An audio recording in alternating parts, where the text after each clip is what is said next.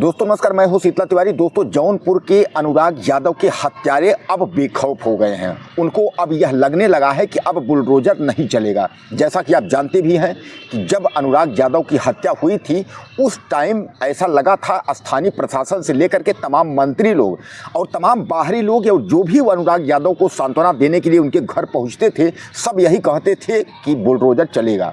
यानी किसी भी कीमत पर जो हत्यारे हैं उनको बख्शा नहीं जाएगा। यानी लालता यादव के परिवार यानी जो दरोगा परिवार है उसको बख्शा नहीं जाएगा।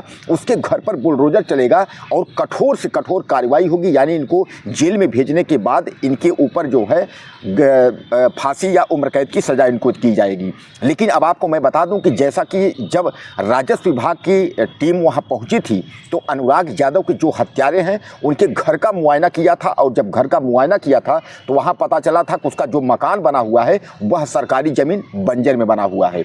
यानी सरकारी जमीन में उसने कब्जा किया है और सरकारी जमीन में कब्जा करके उसने मकान बनाया है।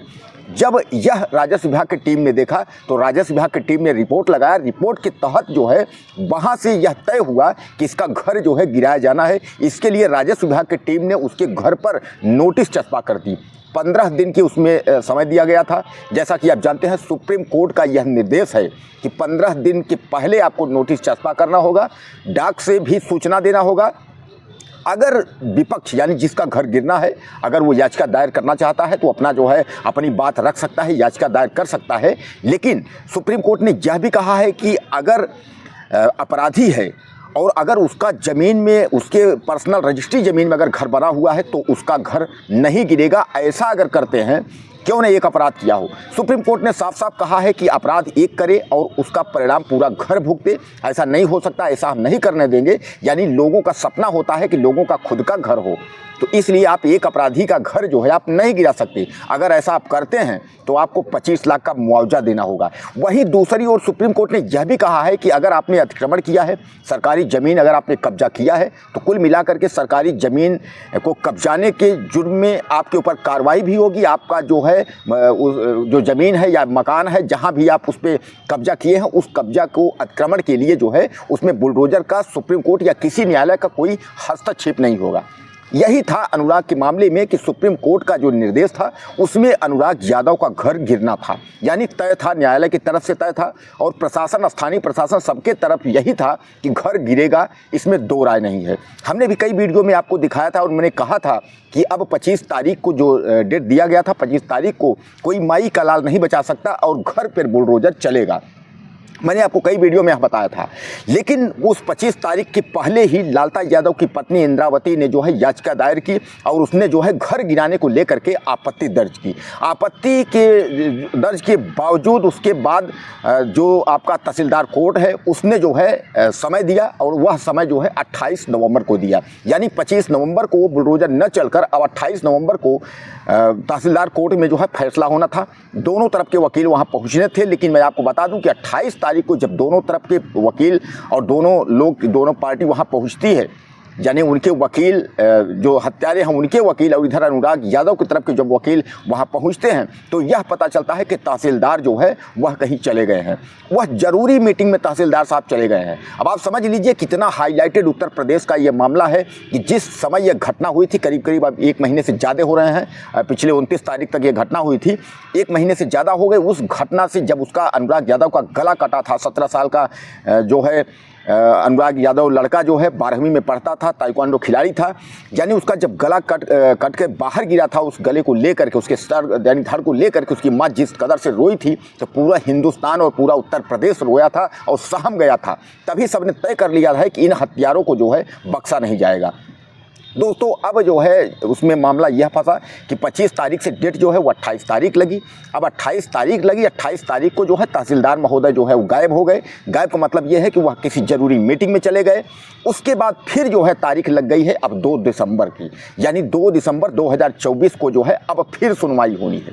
यानी कहने का तात्पर्य यह है कि अब यह लोगों को लगने लगा है कि जब तारीख पे तारीख होने लगी, यानी 25 तारीख की नोटिस थी, उसके बाद 28 हुआ, 28 को तहसीलदार की अनुपस्थिति हो गई। अब उसके बाद 2 तारीख लगा तो क्या पता 2 तारीख को बुलडोजर चलेगा या नहीं चलेगा, यह भी देखना होगा। और आप लोग मुझे ज़्यादा से ज़्यादा कमेंट करके मुझे बताइएगा कि क्या अनुराग यादव के जो हत्यारे हैं इनके घर पर 2 तारीख को बुलडोजर चलेगा और चलना चाहिए या नहीं चलना चाहिए, अपनी राय आप मुझे ज़्यादा से ज़्यादा आप दीजिएगा। दोस्तों 40 साल से यह मुकदमा चल रहा था अनुराग यादव के परिवार से और उस दबंग परिवार से। जैसा कि मैं आपको बता दूं कि लालता यादव और उसका रमेश यादव और राजेश यादव भी दरोगा है, यानी वह परिवार जो है पैसे से संपन्न परिवार है। अब आप समझ सकते हैं कि जब वह परिवार जेल में है और उसके जो वकील हैं वह जो है बड़े जो है दीवानी के वकील हैं, यानी बड़े बड़े वकील लगे हुए हैं, तो अब आप समझ सकते हैं कि वह व्यक्ति कितना पावरफुल होगा। जो व्यक्ति जेल में है और जेल के बावजूद जो है यहाँ पूरा प्रशासन बांध के रखा है, तो इसका मतलब आपके दिमाग में और जो है ये जहन में यह आता होगा कि आखिर वह कितना पावरफुल है कि जो 25 तारीख को जो है बुलडोजर को कार्रवाई को उसकी पत्नी पहुंच करके और रुकवा देती है, फिर उसकी डेट लगती है 28 तारीख, फिर 2 तारीख, यानी तारीख पे तारीख जब लगने लगा तो अब आप समझ सकते हैं कि इसमें जो है क्या हो सकता है।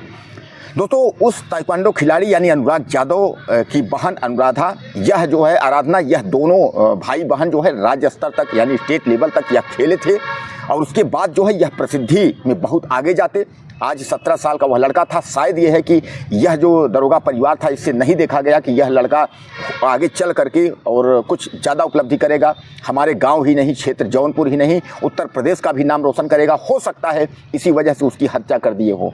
कहने का तात्पर्य यह है कि उस लड़के को ज़मीन संबंधित 17 साल 18 साल का लड़के को ज़मीन संबंधित क्या नॉलेज है।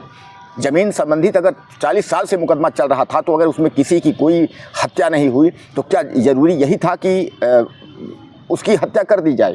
यानी कहने का तात्पर्य यह है अनुराग आज इस दुनिया में नहीं है, इकलौता चिराग था, 4-5 बहनों के बीच में वह अकेला था और उसकी इन लोगों ने हत्या कर दी। अब जो है अनुराग को न्याय मिलता जो है वो दिख नहीं रहा है। अब मैं आपको बता दूं कि अनुराग यादव का जो मामला है यह फिर अटका हुआ है। अब 2 दिसंबर को नया अपडेट आपके सामने आएगा कि 2 दिसंबर को बहस होगी और उस बहस में यह देखा जाएगा कि क्या अनुराग यादव के हत्यारों का जो घर है यह गिरेगा कि नहीं गिरेगा। अब वही सबसे बड़ी बात यही है कि तहसीलदार साहब तो 28 नवंबर को जो है छुट्टी पे चले गए। अब 2 दिसंबर को तहसीलदार साहब रहते हैं या 2 दिसंबर को फिर छुट्टी पर चले जाते हैं, यह भी सबसे बड़ा सवाल होगा। यानी कहने का तात्पर्य ये है कि जहां अनुराग यादव के परिवार को एक बार न्याय दिख रहा था, अब लगने ये लगा है कि शायद ये है कि यह तारीख पे तारीख जो है वाला चक्कर फिर चल गया है। वहीं आपको मैं बता दूं कि एक बार योगी आदित्यनाथ का जो बुलडोजर है वह कहीं न कहीं विराम हो चुका है, क्योंकि सुप्रीम कोर्ट ने तो अपराधियों के घर पर चलाने को रोका था, लेकिन यह नहीं कहा था कि अगर सरकारी ज़मीन में किसी ने अतिक्रमण किया है तो उस अतिक्रमण को न हटाइए। लेकिन योगी आदित्यनाथ का जो बुलडोजर है वह पता नहीं कब और किस बेस पे चलता है, जबकि इस मामले में जो है बुलडोजर 100% चलने की जो है उम्मीद थी। और उम्मीद आज भी अनुराग यादव को चाहने वाले, इस गरीब परिवार को मदद देने वाले और मदद करने वाले तमाम लोग यही चाहते हैं कि उसके घर पर बुलडोजर चले। और दोस्तों दूसरी तरफ मैं आपको बता दूं कि जो 25 लाख की वित्त जो है सहायता राशि देनी थी, यानी मुख्यमंत्री और प्रधानमंत्री राहत कोष से, जैसा कि आप जानते हैं कहीं कोई घटना होती है तो प्रदेश सरकार जो है 10 लाख 20 लाख 5 लाख जो है मुआवजा राशि देती थी। तो मुआवजा राशि का भी भुगतान जो है वह अनुराग के परिवार को नहीं हो पाया है। और साथ ही साथ जो 2 नौकरी थी, वो जो अविवाहित बहन है उनकी, जिसका एक का नाम आराधना और एक का नाम स्वाति है, इन दोनों बहनों को कहा गया था कि आपको जो है सरकारी नौकरी मिलेगी, लेकिन अब कुल मिलाकर के न तो 25 लाख की सहायता राशि अनुदान राशि मिल पाई है, मुआवजा मिला, और न तो जो है नौकरी मिलने की स्थिति जो है दिख रही है। दोस्तों आपको क्या लगता है कि 2 दिसंबर को इस घर पर यानी इन हत्यारों के घर पर बुलडोजर चलेगा, तहसीलदार साहब बैठेंगे या तहसीलदार साहब फिर गायब हो जाएंगे या यह मामला किसी और कोर्ट में जाएगा? आपको क्या लगता है? अपनी राय आप मुझे जो है ज़्यादा से ज़्यादा जो है मैसेज करिएगा कमेंट में, आप ज़्यादा से ज़्यादा, और आप कहाँ से हैं यह लिखना मत भूलिएगा। अपना एड्रेस बताइएगा कि मैं यहाँ से सब आपका वीडियो देख रहा हूँ, और हमारे चैनल को आप ज़्यादा से ज़्यादा सब्सक्राइब करें, हमारे ज़्यादा से ज़्यादा परिवार बने। अगले वीडियो में फिर मिलते हैं। नमस्कार।